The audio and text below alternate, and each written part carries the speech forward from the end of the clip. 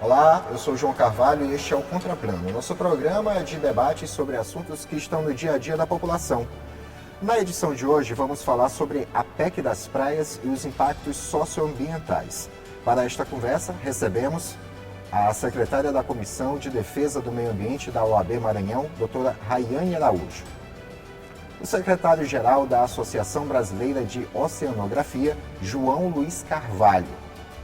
E a bióloga e também pesquisadora da Universidade Federal do Maranhão, Flávia Moschel.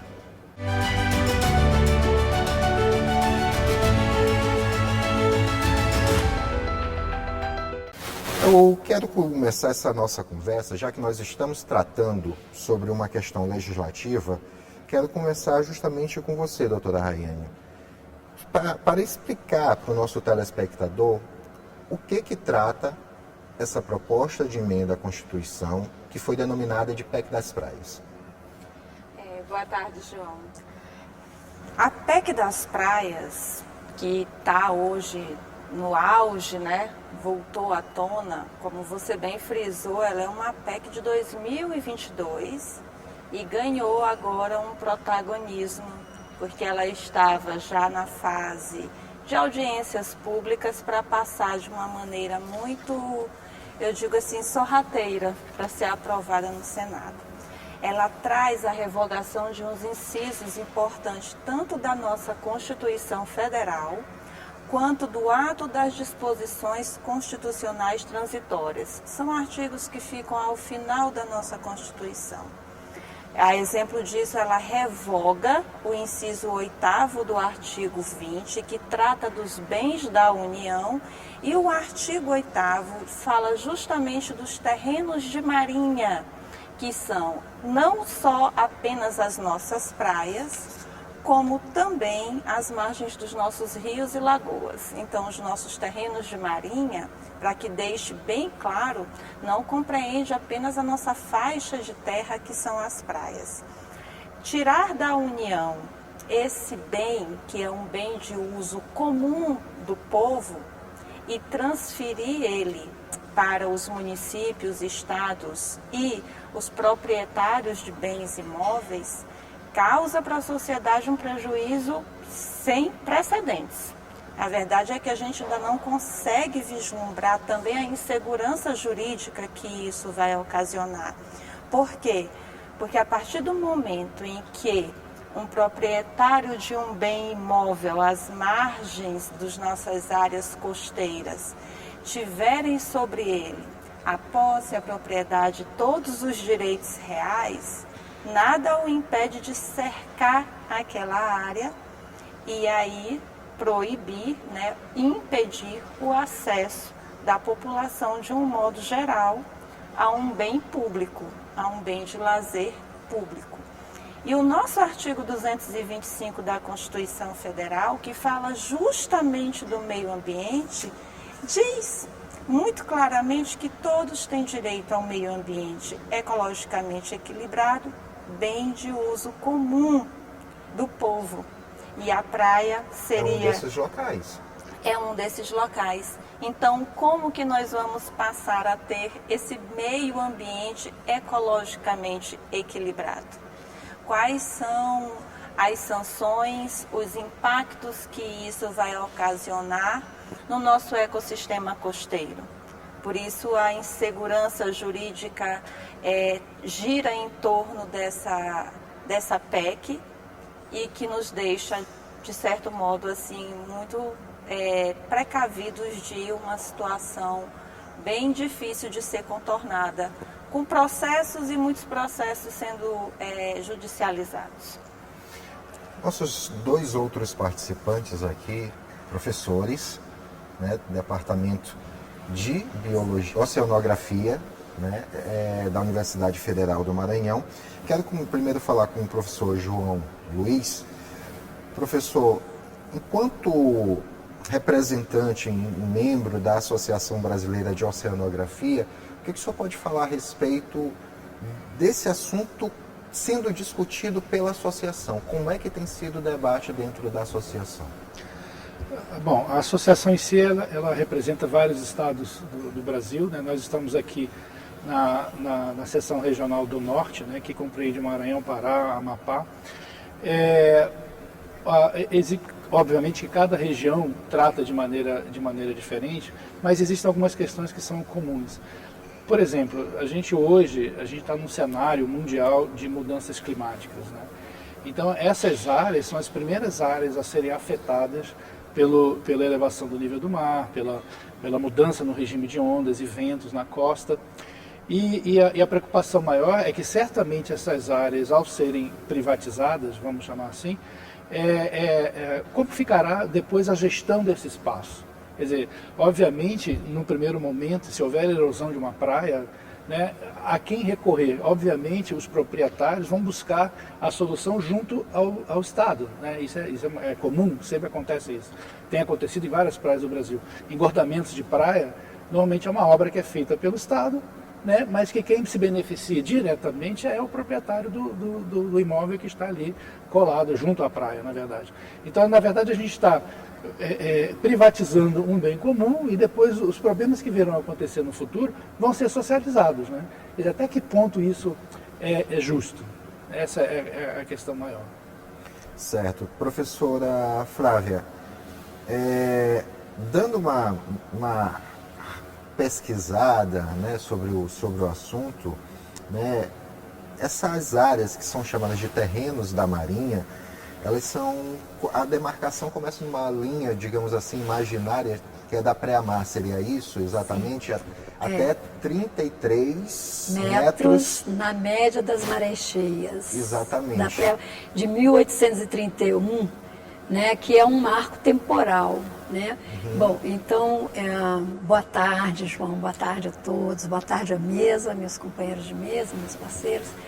E, enfim, é importante a gente colocar também que essa questão que é colocada nesse marco temporal, primeiro é importante falar o seguinte: terreno de Marinha não é terreno da Marinha. Sim. Esse terreno não pertence à Força Armada Marinha do Brasil. Terreno que pertence à União. De Marinha é a União, é o terreno público de uso do bem comum de todos, como disse a nossa doutora Rayane aqui. Então é muito importante dizer isso, mas ele tem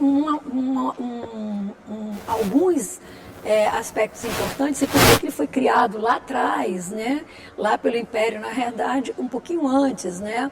De ser chamado terreno de marinha, né? Ele tinha lisiras ou marinas, como ele era chamado antes, porque ele tinha um objetivo de proteção, de defesa nacional, que ele tem até hoje, então está longe de ser algo caduco, né? É extremamente importante para uma estratégia nacional, é um terreno estratégico. Se for privatizar, já começamos a ter que pensar nisso, né? Então hoje a União se beneficia, todos, quando chamamos a União, todos nós, né? A população se beneficia porque é um território para proteção e defesa de segurança nacional, né? E também foi, desde o passado histórico, né? Feito com fins econômicos, por onde escoava, né? Entrava e saía a pesca, recursos pesqueiros, era o comércio, o trade, né? O comércio, enfim. E, portanto, isso sempre beneficiou pescadores. Né? É ali que puxavam e até hoje puxam as redes. Então, por isso que ela é um bem que também é um bem público, que também beneficia comunidades tradicionais, populações que hoje são, digamos assim, que tem maior vulnerabilidade, não apenas vulnerabilidades climáticas, ambientais, mas vulnerabilidades sociais e econômicas, né? Porque tiram da pesca, que às vezes não tem emprego, emprego formal, mas tem emprego informal, porque vivem da pesca, vivem da mariscagem, enfim.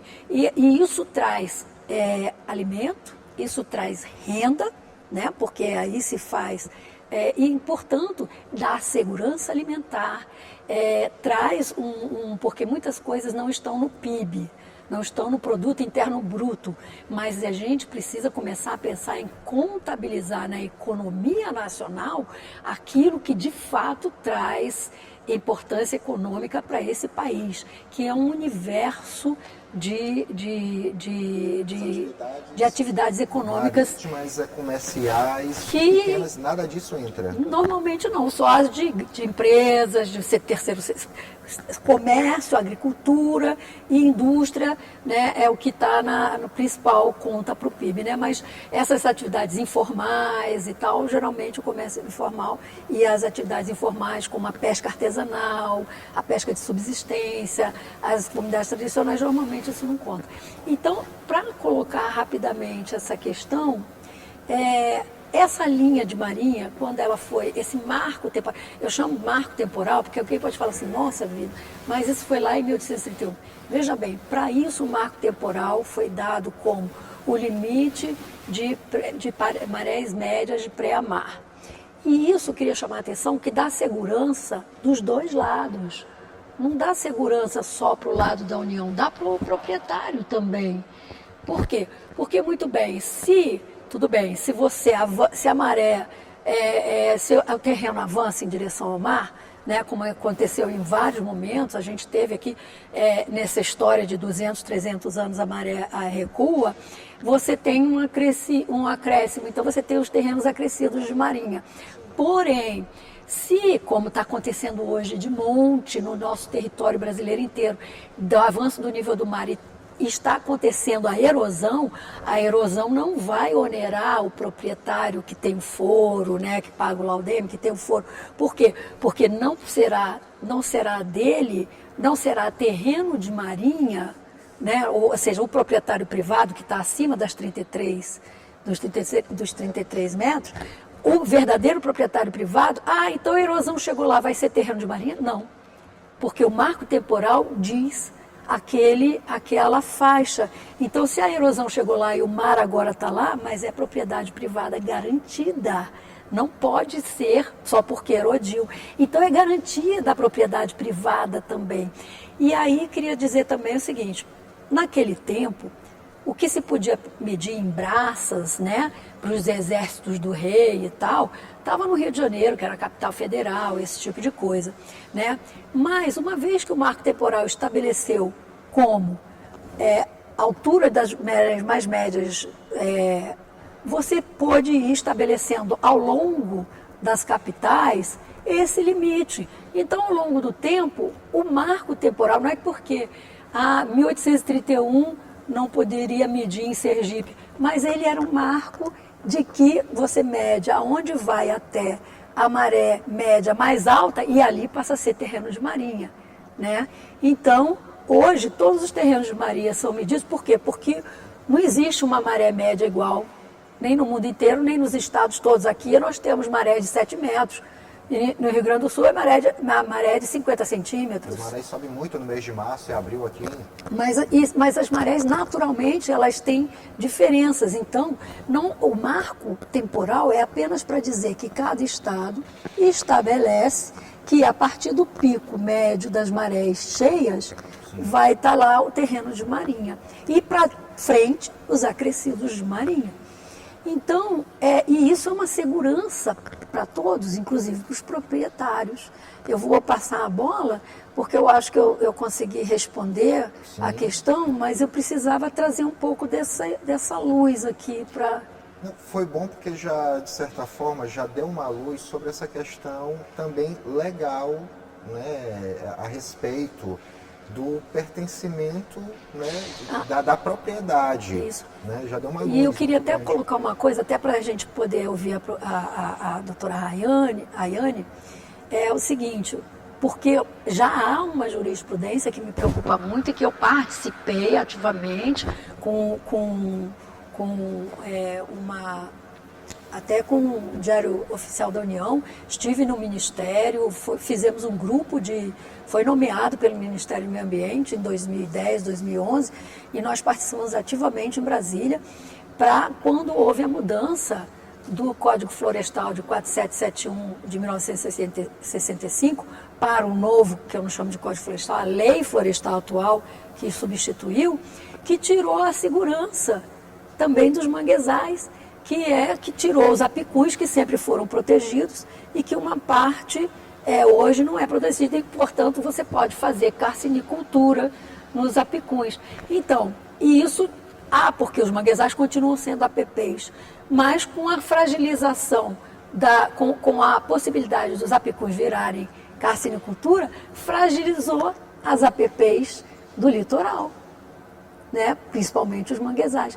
Então, eu queria colocar essa questão para ouvir também a nossa entrevistada, a doutora Ayane, como que também fragiliza essa PEC, apesar de termos APPs, fragilizam as APPs. Certo. Inclusive, a minha próxima pergunta é justamente para a doutora Raiane, porque eu quero falar justamente dessas preocupações que a PEC acaba gerando. Mas essa pergunta eu só vou formular, doutora, daqui a pouco, depois do nosso intervalo, que esse é o momento do nosso primeiro intervalo aqui no Contraplano. Já voltamos com a nossa conversa.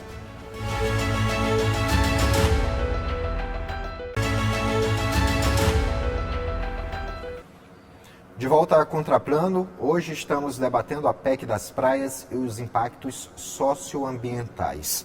No final do primeiro bloco, a doutora Flávia já deu até, já me colocou uma deixa na pergunta, doutora Raiane, e eu quero complementar no que ela colocou a respeito dessa fragilidade das APPs, com também a fragilidade que gera nas populações tradicionais que residem nessa área chamada de terreno da União. Como é que fica a situação, de que forma que, à luz, né, da lei, pode ficar a situação nesses dois aspectos? João, eu até comentava com a professora Flávia antes da gente iniciar aqui, que compartilhamos desse mesmo sentimento de fragilização das nossas APPs, né?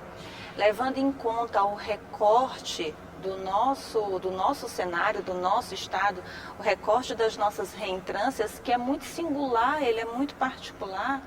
Nós temos comunidades aí como Raposa, como São José de Ribamar, como Icatu, que o braço do mangue começa na hora que começa a praia, então a gente já tem reentrância, faixa de manguezal, tudo junto. A gente sofre muito aqui com essa sobreposição de áreas de preservação permanente, que, volto a frisar, compartilho desse sentimento da insegurança, da fragilização que uma PEC dessa, em sendo aprovada, causa na comunidade de base. Embora no texto provisório, né, nesse projeto, se não me falha a memória, no artigo 3º, ela traz ali que seriam algumas facilidades para os interessados que já vivem nessa área, desde que, no momento da aprovação da PEC, elas residam lá há 5 anos anterior à promulgação da PEC.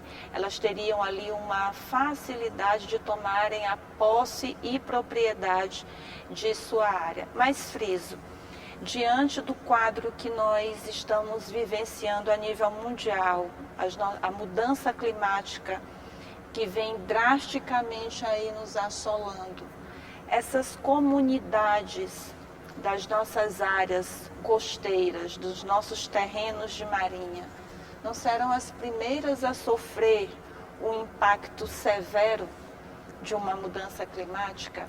E aí ter a posse de uma propriedade que elas já vivem lá, mas a que custo, se não vai ter mais devido a essa alteração do nosso quadro? A gente vê aí as avalanches, os alagamentos, os desmoronamentos, todos das nossas encostas.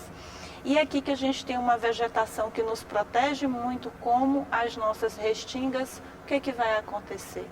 Diante de uma autorização para uma privatização, se fala muito que não é o termo adequado, mas a partir do momento em que algo é meu, eu posso cercar aquele algo, não posso, da minha propriedade? E pode inclusive tirar o mangue se for região de mangue. Posso inclusive tirar as restingas, que são uma vegetação de proteção de nossas dunas, de proteção dos nossos manguezais. Então, se me é permitido, por lei, já que eu tenho a posse e a propriedade, a fragilidade das nossas APPs, das nossas unidades de conservação, ao meu ver, ela é iminente.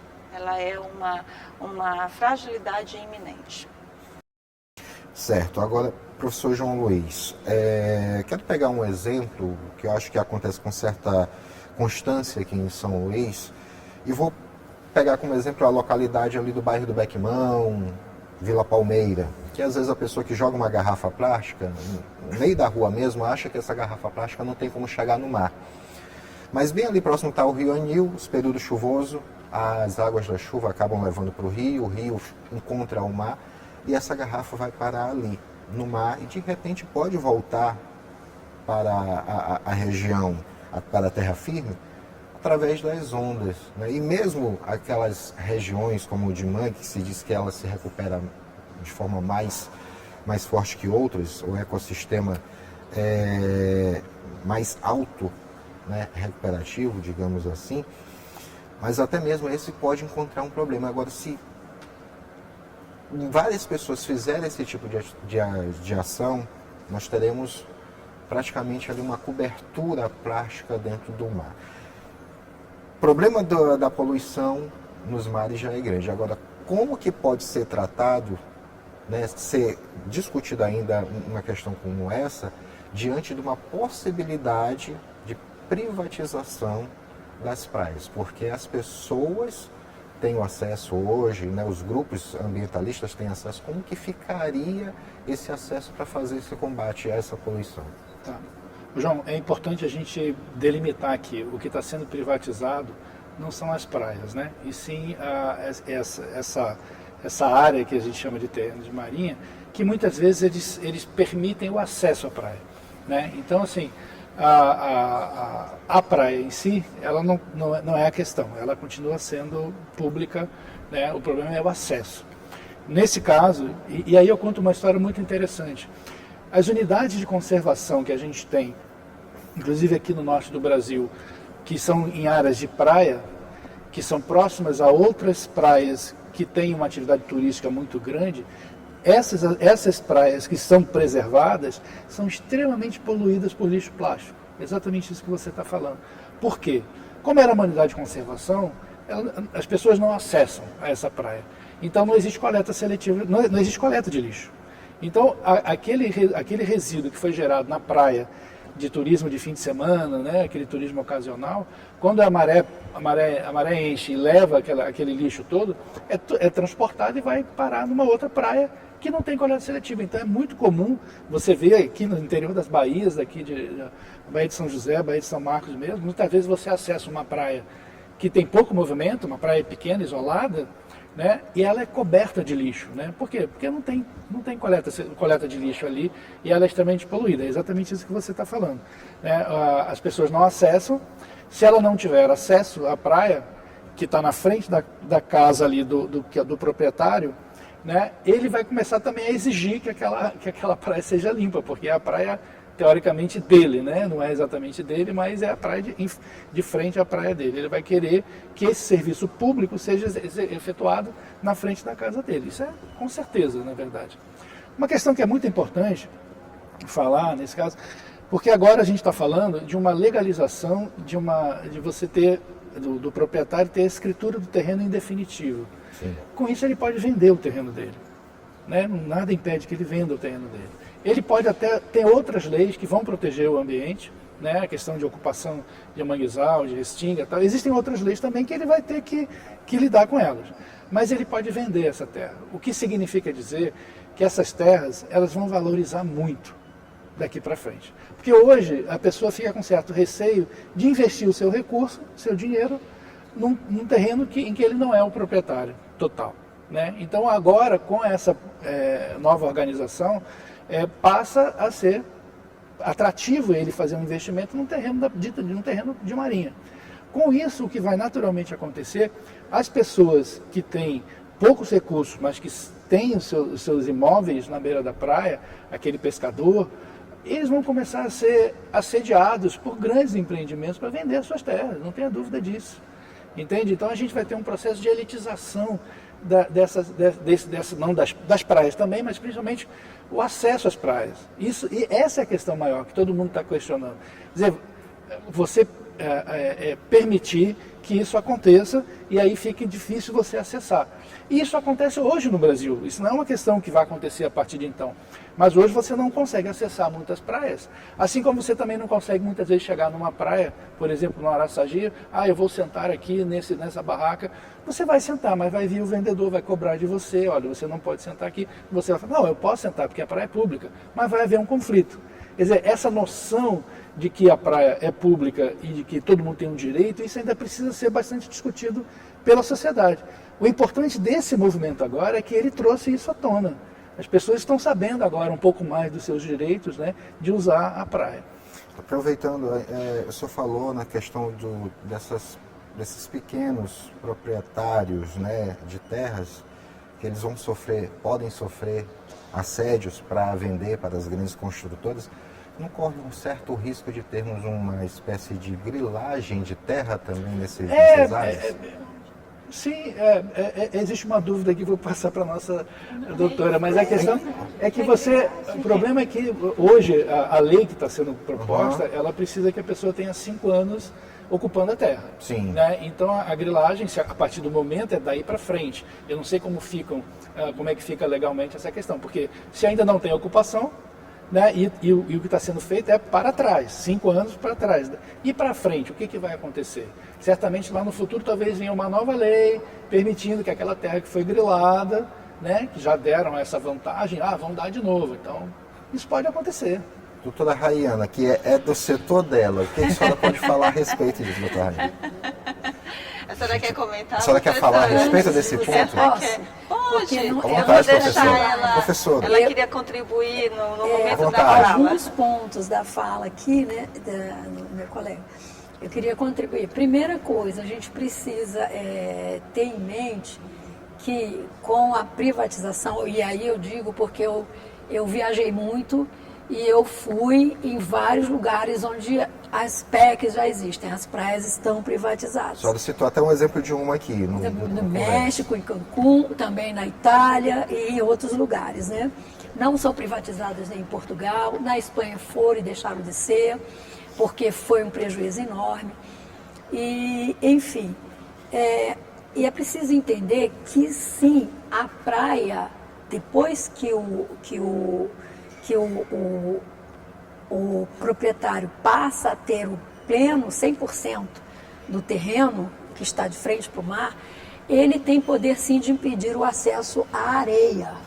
Então a praia não é pública. E ele, quando tiver tudo sujo lá, se ele quiser deixar sujo lá, enfim, ele deixa, porque ele é obrigado a manter limpo, porque ele não pode pedir à União, ao Estado, ao município e tal, que venha limpar a praia, porque ele não pode obrigar, porque já não é mais de uso público, né? Então, e se ele pedir isso, ele vai ter um conchavo com a prefeitura, com não sei quem e tal. Olha, vocês vêm aqui limpar minha praia, mas eu que estou lucrando com os meus hóspedes na minha praia. Inclusive, né? Ele pode se sentir incomodado se o poder público quiser limpar. Ele pode dizer, não pode, porque não pode entrar. Um exemplo que já acontece no Brasil há muito tempo, em vários lugares acontece, em vários resorts, já em Pernambuco e tal, mas um antigo, desde antes de eu chegar aqui, eu estou há 35 anos no Maranhão, né? Mas o Sheraton, no Rio de Janeiro, ali perto do Morro do Vidigal, tá? Ali a praia é uma baiazinha, uma enseada que só é deles. Ninguém passa, ninguém entra. É muito complicado entrar porque eles evitam mesmo, né? Então, assim, existem outras situações. Então, um problema. Agora, outra coisa que a PEC precisa ser esclarecida é que eles, os que estão tentando passar a PEC, é como se os proprietários atuais, né, não estivessem sendo beneficiados, só pagassem, né? Que o benefício deles, eles pagam muito, né, e não são beneficiados. Veja bem, o terreno de marinha beneficia a União a toda, é de uso público. Então, mesmo que ele nem fosse proprietário, ele tem uso, ele é beneficiado, ele é cidadão. E além de ser cidadão, ele quis manter o negócio ali. Ou ele quis morar, ou manter a vista, ou quis ser residente e tal. Então, ele tem um interesse extra, além do interesse cidadão, de usufruir da praia, usufruir da duna e tal. Então, o que precisamos esclarecer que o cidadão que está habitando o terreno de marinha tem dois interesses. O interesse de cidadão público, que ele usufrui do bem que todo cidadão é permitido usufruir, mas para ele gerar um negócio, gerar lucro, ele paga um imposto, né? Então, e esse imposto vai aumentar ou vai, de acordo com o que ele retira dali. Outra coisa que eu precisava esclarecer também é com relação ao que se fala sobre a vulnerabilidade das comunidades, dos mais vulneráveis mesmo, é que com relação ao que nós já estamos sofrendo, que são os processos erosivos que estão em toda a região, em todo o Brasil, com aumentos maiores ou menores do nível do mar, mas nós estamos com tempestades aumentando e os processos erosivos. O que está acontecendo? Nós já estamos ocupando a praia e a erosão vindo. Então as praias estão cada vez mais estreitas. As faixas, elas elas estão cada vez sendo mais estreitadas e estão cada vez mais expulsando, marginalizando, no sentido de marginalizar, colocar à margem essas populações mais vulneráveis, que estão com dificuldade, porque a maioria, inclusive, das nossas cidades, principalmente Norte e Nordeste, não tem sequer saneamento básico. Sequer saneamento básico. Então, os mais vulneráveis, mais uma vez, não vão tomar água mineral, não vão ter condições de se safar das doenças de veiculação hídrica, diarreia, tifo, enfim, né, mortalidade infantil, que uma pessoa de maior poder aquisitivo vai conseguir. E aí, nesse acesso aí, a gente vai encontrar paredões, para encontrar um lugarzinho para poder entrar ali. E não adianta, você vai querer ir para mas eu queria passar daqui para lá. Não pode. Você vai sair para a avenida, andar para a avenida até encontrar um outro lugarzinho que você possa entrar na praia. Outra coisa que já acontece aqui no Maranhão mesmo, e eu fui perita por muitas vezes do procurador, nosso grande procurador, doutor Nicolau Dino. Fui perita dos problemas de dunas aqui e por conta dos nossos prédios, né? Nossos prédios são propriedades privadas que invadiram dunas, loteamentos que invadiram dunas para retirar, para crescer. Isso sem PEC, né? Então não adianta a gente também tentar ser muito ingênuo e dizer que tem APP que protege duna, que protege isso, porque elas sempre existiram, sempre foram unidades de conservação. E eu tive que fazer perícia, nós tivemos que fazer um esforço enorme para esses grandes empreendimentos que estão na Avenida Litorânea não tomarem de conta as dunas como tomaram em Fortaleza, como tomaram em Recife e no resto do litoral. Um dos últimos litorais com duna do Brasil é o litoral maranhense, aqui da nossa linda Avenida Litorânea, que pode ter o defeito que for, mas ainda tem paleodunas, ainda tem dunas preservadas por vegetação, graças ao esforço conjunto da Academia da Ciência com o Legislativo, com a Justiça, para preservar os serviços ecossistêmicos para todos, bem comum da União e de todos, porque senão nós já estávamos, porque muitas das dunas já se foram embora da própria litorânea, né? E isso está dando o quê? Erosão no parquinho lá da litorânea, erosão. E quem que paga a conta? Se não somos todos nós que estamos pagando, e a gente não percebe, pelos impostos, né? O imposto que o rapaz, que o privado vai pagar é alto, mas nós pagamos os impostos públicos para tirar a areia, a limpeza pública que tira a areia das praias, da rodovia, para fazer os enrocamentos, para consertar as vias públicas que estão erodidas. Por quê? Porque a faixa de dunas da frente foi retirada para passar ao traçado da litorânea. Eu fui perita, Eu tenho os processos, fui perita, então eu guardo essa história, estou aqui há 35 anos. Então, com isso a gente sabe, e se já acontecer isso sem PEC, com PEC, nossas dunas vão acabar saindo, e são paleodunas, nosso registro de uma ancestralidade, de um antepassado também da nossa história, que também pode não ter valor material, e que tem, mas também tem valor imaterial e que a gente precisa preservar. Doutora Rayane, a gente vai continuar essa discussão, mas daqui a pouquinho, depois do nosso intervalo, porque nós vamos rapidinho, né, para esse último intervalo, vamos voltar já com o último bloco do Contraplano, continuando essa nossa discussão. Um instante só.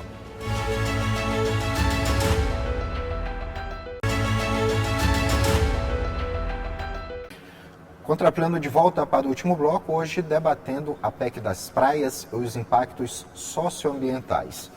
Participam desse debate a secretária da Comissão da Defesa do Meio Ambiente da OAB Maranhão, doutora Rayane Araújo, o secretário-geral da Associação Brasileira de Oceanografia, João Luiz Carvalho, e a bióloga e pesquisadora da Universidade Federal do Maranhão, Flávia Moschel.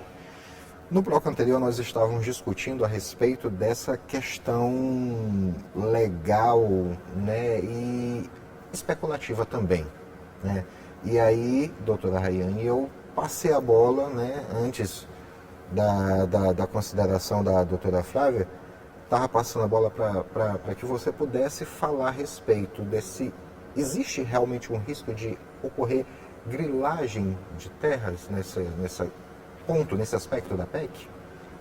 João, nós temos exemplos hoje, ainda sem a aprovação de uma PEC e com várias leis ambientais de proteção, que ocorre esse fenômeno da grilagem, que ocorre o que o professor João falou aqui para gente, e a professora Flávia também, que é expulsar esse pequeno proprietário, que é expulsar essa comunidade de base ali na região costeira, região da Marinha, exatamente porque os grandes empreendimentos e de maior poder aquisitivo vão fazer de tudo para comprar todo o terreno que for possível comprar, para que tenham seus resorts e seus grandes empreendimentos. E aí eu vou citar aqui uma situação que aconteceu na nossa capital, né, de condomínios, para reforçar o que trouxe a professora Flávia aqui, quando perita dessa situação da Avenida Litorânea, que nós temos condomínios na Litorânea, né, que aconteceu exatamente isso, pequenos proprietários lá de terras, às vezes que tinham só a sua humilde casinha, foram forçados a sair do seu local para o surgimento de grandes empreendimentos. Nossas dunas foram movidas, e eu vou botar o movida entre aspas, porque hoje elas estão aí tentando buscar o lugar delas. A gente vê as dunas invadirem as vias da litorânea, e esse serviço de limpeza urbana constante para tirar o que a areia está vindo buscar é dela, diga-se de passagem, né? A duna está vindo buscar o que é dela. A natureza sempre requer aquilo que é dela, né? Sempre requer. Então, isso já acontece, João, sem uma PEC que permita, que autorize, que chancele a venda. O professor trouxe para a gente, e é um fato, ao se tornar proprietário, você vai poder comercializar aquele seu empreendimento, aquele seu imóvel, que vai ter uma faixa de praia privada. E aí, a responsabilidade acerca de tudo, de toda a matéria ambiental, de resíduo gerado, desse novo proprietário. Então, eu vejo que é possível, sim, essas práticas que já acontecem hoje sem uma PEC. Com esta PEC, eu vejo que a possibilidade ela se desenha de maneira mais evidente. Certo. Professor João Luiz, de que forma que essa PEC pode ser melhorada a ponto de não ofender as comunidades tradicionais, não agredir o meio ambiente e não privar de uma forma geral, né, e aqui eu vou até reforçar algo que o senhor já falou na pergunta anterior, que as praias não vão ser privatizadas, inclusive o relator do projeto lá no Senado, né, o senador Flávio Bolsonaro já falou isso, né, ele já citou isso, mas de que forma que pode ser melhorada a PEC para que ninguém se sinta cerceado do direito de ir e vir a qualquer trecho da área litorânea brasileira? Legal. Sobre esse tema, eu tenho uma abordagem até interessante. Foi muito bom que isso tudo tenha acontecido, sabe? Porque foi extremamente educativo para a população. A gente que é da área, essa discussão, ela começou ali 2, 3 semanas atrás, essa nova discussão, né? E vinha sem muito impacto, assim, as pessoas fazendo listas para encaminhar, para ajudar a fortalecer a ideia da não aprovação desse projeto de lei e tal, mas sem muita força.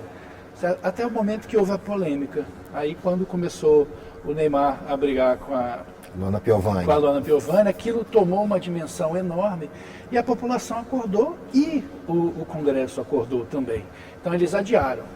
O fato de adiar vai trazer para uma discussão. O legal disso tudo é que a população aprendeu também a lidar com isso. Quer dizer, é importante ter uma polêmica para que a gente possa ser ouvido. Isso foi muito bom, né? Mas além disso, isso vai ser discutido agora, né? Então, novamente, vão sentar, todo mundo vai conversar. Não tem mais como isso aí ser aprovado na surdina. Vai ter que ser conversado. Eu acho que uma solução possível e adequada seria mantermos os terrenos de marinha, mas eu acho também elegante na discussão a gente reduzir, talvez no futuro, o valor desses impostos, que eles realmente são muito altos, né? É muito caro para você manter um terreno em área de marinha, ele é caro. Então talvez você reduzir o valor desses impostos para que essas pessoas não tenham tanto argumento assim. Porque, na verdade, o que eles hoje alegam é que eles não querem mais pagar os impostos, porque são caros. Na verdade, eles estão interessados na valorização do terreno, que vai acontecer após a liberação, porque não tem mais imposto e tem propriedade. Obviamente o terreno vai valorizar. Mas uma forma de diminuir essa ânsia é realmente baixar o valor desses terrenos, desses impostos um pouco, a ponto também do Estado não perder a sua parte, mas reduzir a ponto de que aquilo fique confortável para eles, mas mantermos também os terrenos de marinha. Porque é importante, no momento agora que a gente está vivendo, elevação do nível do mar, mais eventos climáticos extremos acontecendo, é importante que o Estado tenha um poder de atuação nessas regiões, né? Ele precisa estar atuando. E essas regiões são dinâmicas.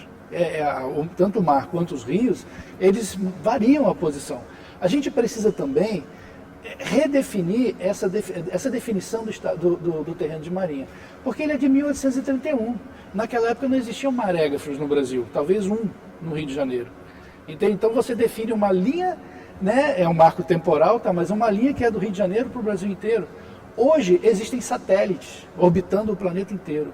A gente consegue medir com precisão, com métodos estatísticos modernos e precisos, a gente consegue redefinir um critério para estabelecimento desse terreno de marinha. Moderno, que pode ser reavaliado a cada 10 anos, a cada 20 anos, né? Isso é perfeitamente possível.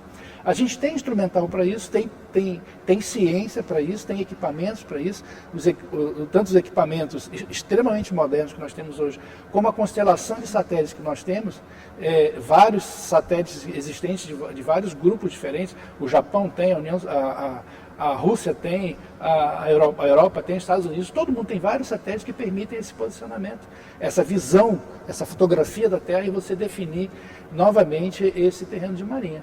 Então são essas duas questões, você redefinir o terreno de marinha e talvez rever esses impostos. Eu acho que isso diminuiria os ânimos, né, de todo mundo de querer acabar com esse terreno de marinha, que vai ser extremamente maléfico para a população brasileira. Professora Flávia, a PEC é uma realidade. Uma hora ela vai ser votada, pode ser em 2024, pode ser 25, 26, mas no momento ela vai ser votada.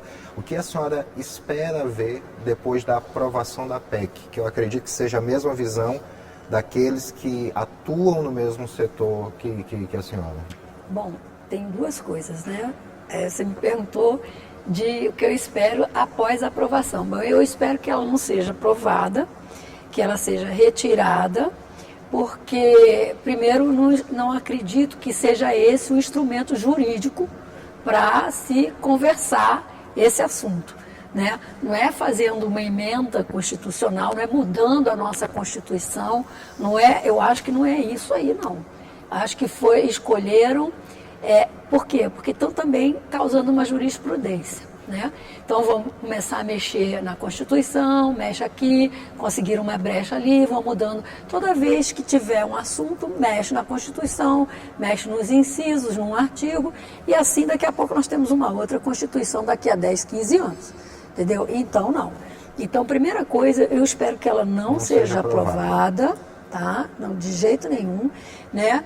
Mas que essa questão, já que foi colocada, que ela seja discutida num âmbito muito interessante. E aí, o seguinte, em primeiro lugar, como que se vai estabelecer, né, ou para quem, ou que interesse, já aí tem que trazer o debate, né, que eles não querem, na verdade, porque eles, na verdade, as pessoas que querem isso são apenas as pessoas que têm o interesse econômico, né, só o que tem interesse econômico. Então, não estão com interesse de fato de buscar, porque na hora que houver uma mudança econômica, uma mudança ambiental e que o seu empreendimento, imagina que fosse aprovada e ele agora é dono de um terrenão. Aí daqui a 5, 10 anos o mar veio, quebrou tudo.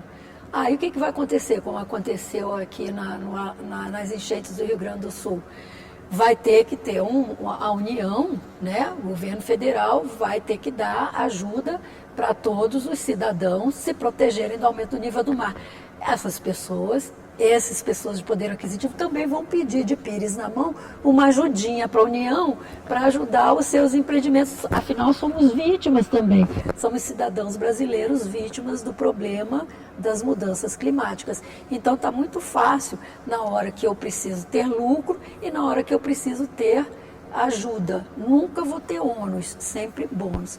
Então, esse problema precisa ser discutido em outro momento, em que hora que as pessoas que têm maiores poderes aquisitivos têm que realmente pagar para que as pessoas de menor poder aquisitivo possam ter mais salvaguarda, né? Então, isso não é uma questão de reforma, porque essa situação já existe, é o terreno de marinha.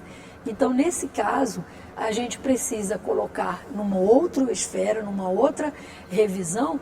Outra questão é essa, se você vai ter instrumentos de revisão diárias, como é que fica isso? Porque não é possível você mudar, tudo bem, então a cada 10 anos, 15 anos, muda-se o foro, muda-se o valor, as casas não podem mudar. Mudou, a maré agora não está mais aqui, está lá. A maré agora não está mais cá, está lá. Por isso tem também os marcos temporais, porque senão as casas vão deixar de ser terreno de marinha ou vai voltar a ser terreno de marinha. Então, assim, a tecnologia, os acadêmicos, os cientistas precisam, eu sempre defendi isso, dar de forma mais integrada com a justiça social, né, os segmentos sociais, culturais, junto com o legislativo. Enquanto a gente não conseguir ir junto com as questões ambientais, até agora a academia ciência resolve tudo, né? Não resolve, senão a gente já tinha resolvido muita coisa. Assim como a justiça resolve tudo, não resolve. Né? A economia resolve tudo, não resolve. Enquanto, o que é desenvolvimento sustentável? Não é o congraçamento disso tudo. Enquanto a gente, de fato, não centralizar a discussão e de forma integrada, onde a gente coloca, e todo mundo, para ganhar, tem que perder alguma coisa, certo, tem que ceder, sim, a gente não resolve isso. Ok. Professora Flávia, professor João Luiz Carvalho, e também a doutora Rayane. Quero agradecer muito a presença de vocês aqui. É um assunto que a gente poderia estender por mais tempo, mas infelizmente já chegamos ao nosso limite de tempo. Quero agradecer imensamente vocês aqui.